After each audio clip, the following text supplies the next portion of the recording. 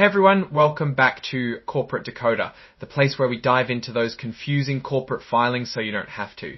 And this time we're looking at Rosa Holdings' latest annual report. It's a bit of a roller coaster, buckle up. We've got a company with big growth plans facing some pretty big financial headwinds, so will they make it? Let's decode.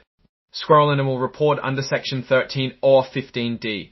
T. Datsio of the SEC Securities Exchange AF 1934 scroll. Out of the bat, there's a warning. Their accountants are saying there's substantial doubt about La Rosa's ability to continue as a going concern.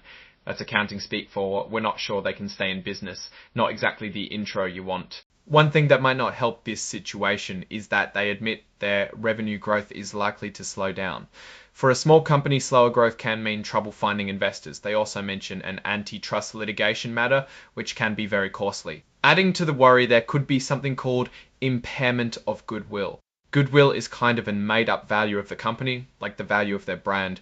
If that goes down, that's a bad sign, and they also might not get the benefits from recent acquisitions. Acquisitions are risky and difficult to pull off even in the best of times. Then the big one, if they can't raise more money, their plans are toast. They also mentioned that the housing market is rocky right now, making things even harder.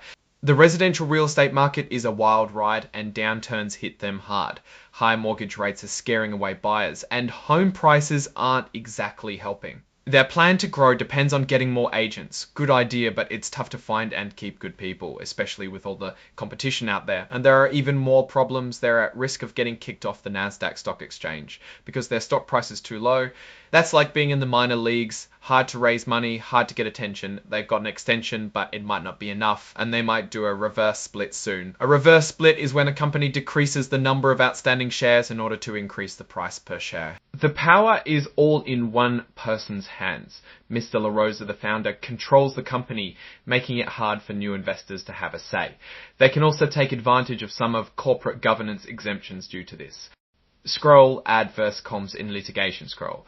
And the last thing they need is more lawsuits. This settlement with NAR will cost money and change how real estate brokers get paid. So let's look at the numbers. This is a key part to understand if this business is worth anything. They've got a few ways they make money. Most of it, 82% in 2024, is from brokerage, which is percentage fees from agents selling homes. That grew nicely from 64% last year. Property management was 16%, which is fees they get from helping manage rental properties. This has dropped off from 31% the previous year. Let's quickly scroll to the financials. So revenue overall went up a lot, like 119%. But keep in mind, a lot of that is from buying other companies. This isn't organic growth, it's buying revenue by acquiring entities. Real estate brokerage services, residential revenue increased a lot, 172 acquisitions, plus a full year of revenue from 6 acquisitions. Now, franchising is a different story. That went down 63%. That's because when they buy a franchise, they don't get those franchise fees anymore. So their revenue model is changing.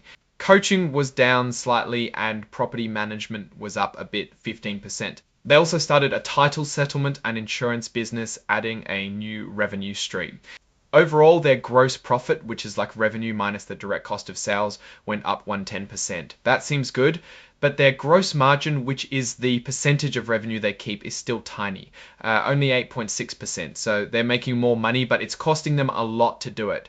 Now, selling general and administrative costs also went up, a lot, 141%. That includes costs like marketing, salaries, rent, and professional fees.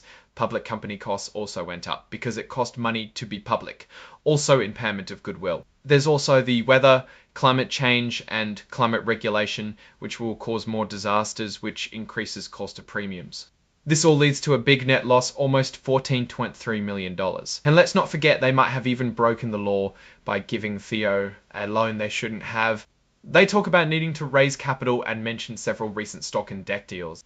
In November 2024, there's an ATM offering of shares, and they entered into a sales agreement with AGP Alliance. This is a last resort type of offering generally used when market price is too low. Scrolling down to the debt obligations, they say that they are going to pay off their obligations with cash and races.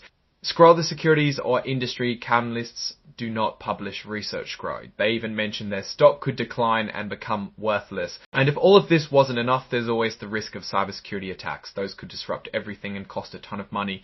They seem to be taking it seriously, but still it's a risk. Scroll, the company acknowledges the increasing importance of cybersecurity threats are very important, and the company is proactively looking at how to prevent it. So what's the takeaway here? On one hand, Rosa is trying to grow and expand. On the other hand, they are deeply losing money, swimming in debt, and face a lot of outside risks. They need to raise more money, and the housing market needs to improve for them to get out of this rough patch, and this is going to be a very tough road ahead, and they need to navigate this very carefully.